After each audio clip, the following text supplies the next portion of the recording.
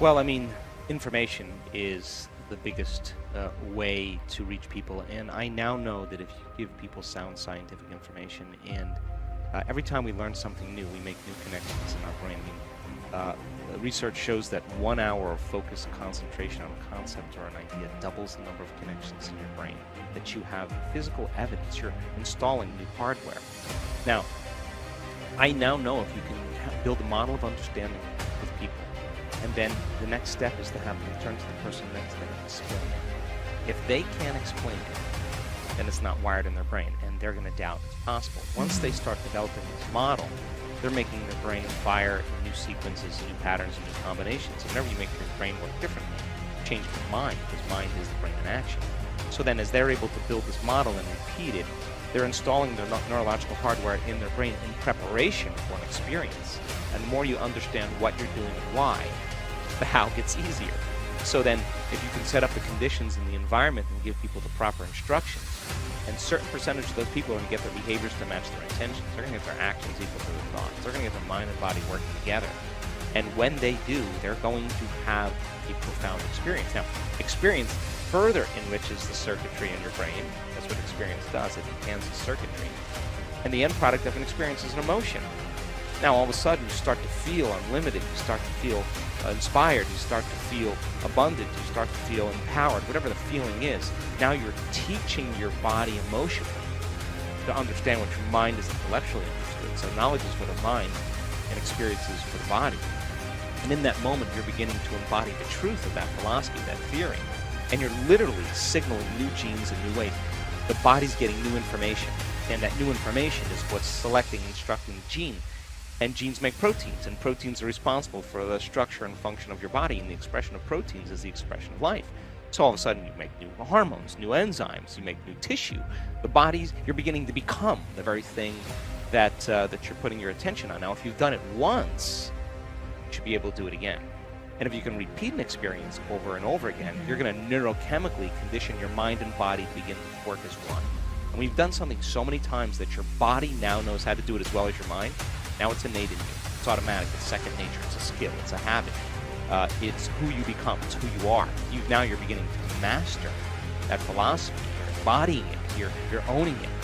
So I think we go from philosopher to initiate to master, from mind to body to soul, from knowledge to experience to wisdom, to thinking to doing to being, learning it with your head, applying it with your hands, and knowing it by heart. And people have to come to a point where they all of a sudden realize that they're a participant in this whole thing. And even if the person says, if they accept, hey, look, I don't know that I can beat this thing, but at least I can live the next several years of my life happy. It makes a huge difference. And so people who are depressed because of a diagnosis, then they can't think greater than how they feel. And that's the challenge. When feelings become the means of thinking, or we can't think greater than how we feel, then for the most part we're thinking in the past. And we've studied brains during the transformational process.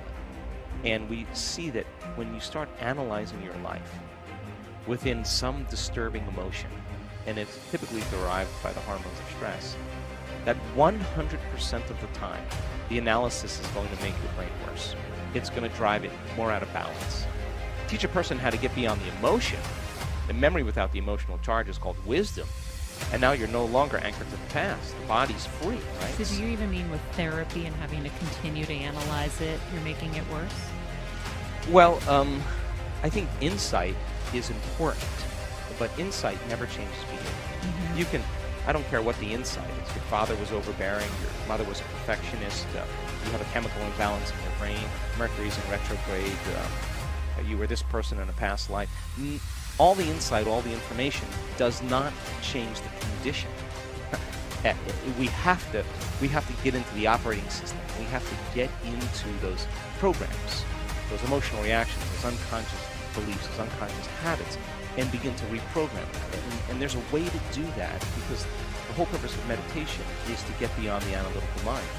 And what separates the conscious mind from the subconscious mind is the analytical mind. And the only way you're going to know how to do that, is to learn how to regulate your brainwaves and begin to slow them down. So as you begin to slow down your brainwaves, you get beyond your analytical mind, and you're entering that operating system where all those programs exist. And 95% of who we are by the time we're 35 years old is a set of memorized behaviors, unconscious emotional reactions, unconscious beliefs, perceptions, hardwired attitudes that function automatically like a computer program. That means that 95% of the time people are unconscious to how they're being, right?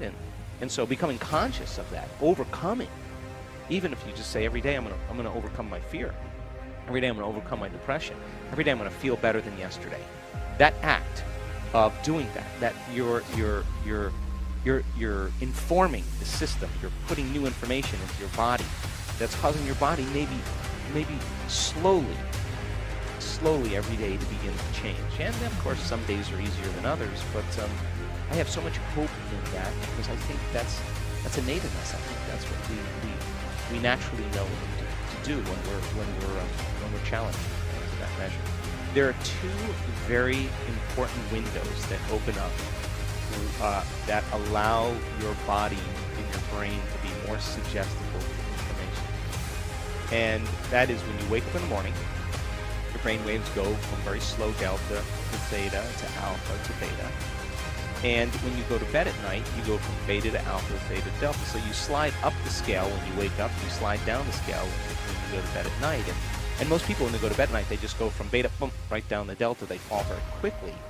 But you can teach people then how to just sit and slow everything down and begin to visualize, begin to affirm, begin to change their thoughts, to begin to work with their body when they wake up in the morning, when they go to bed at night. And it seems, according to our research, that those changes can last for hours. A person feels better. They don't feel as stressed. They don't feel as imbalanced. They don't feel as incoherent. They're not worrying as much. They're not obsessing as much. They're not over-focused about something as much. Those are beautiful windows when you wake up in the morning and when you go to bed at night. Well, thoughts are the vocabulary of the brain. Feelings are the vocabulary of our body. And how we think and how we feel creates a state of being. So what do most people do when they wake up in the morning? Your brain is a record of the past. It's an artifact, a memory bank of everything you've learned and experienced to this moment. So people wake up in the morning and they start thinking about their problems.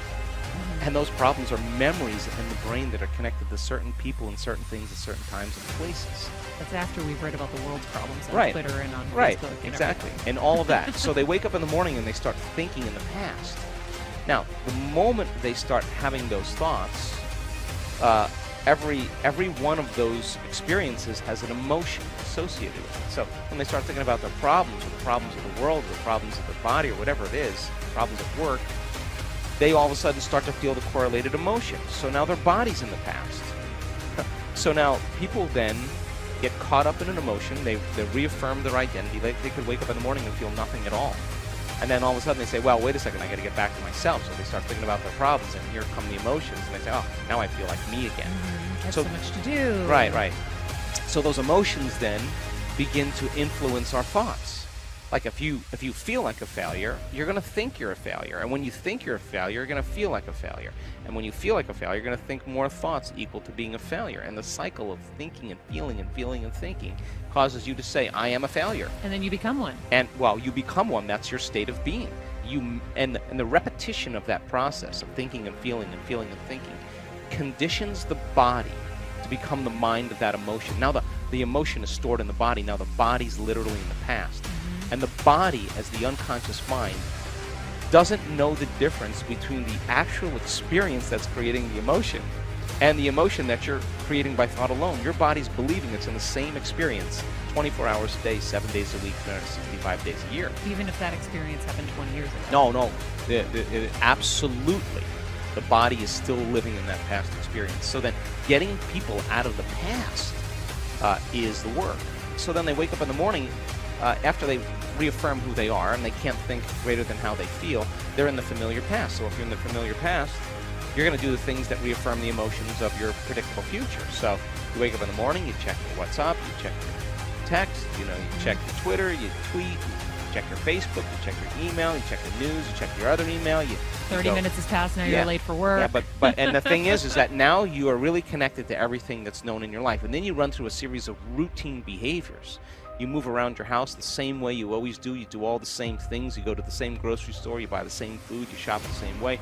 You do all these, you watch the same TV shows, and people do this and for 10, 20, 30 years. Now, their body's on autopilot, and their body's dragging them into a predictable future based on what they did in the past. We could actually take their yesterday and lift it up and set it on their tomorrow, which means then they've lost their free will to a program. So now the familiar past and the predictable future is called the known. There's only one place that you have to train a person to be so that they're not in the known, they're in the unknown, and that's called the present moment. That's why meditation is so important. That's why meditation is so important.